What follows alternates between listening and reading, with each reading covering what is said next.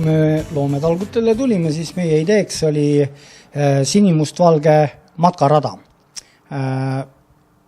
Nii-öelda loometalgute lõpuks jõudsime välja ideeni,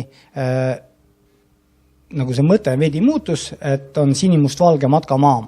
Ja kui me vaatame Lõuna-Eestit ja Võrumaad tervikuna, siis me oleme ju Eesti nii-öelda roheline tagauks.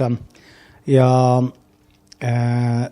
nüüd selle mõttega edasi minnes, siis täna oleme registreerinud domeenid, et meil on www.foresthike.com ja matkamaa.ee on meie kasutuses täna.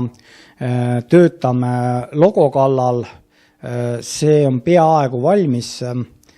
See osutus tegelikult natukene keerulisemaks, kui me algul arvasime, aga me liigume täna selle teemaga edasi. Oleme päris korralikult kogunud nii-öelda andmebaasi erinevaid matkaradasid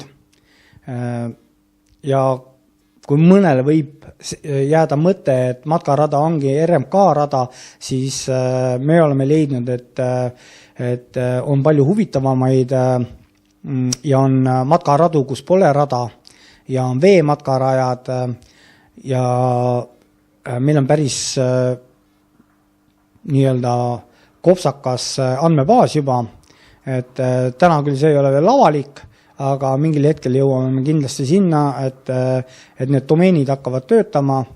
Just foresthike.com oleks nii-öelda välismaalastele maandumisleht ja matkamaa.ee oleks Eesti inimestele nii-öelda nagu maandumisleht.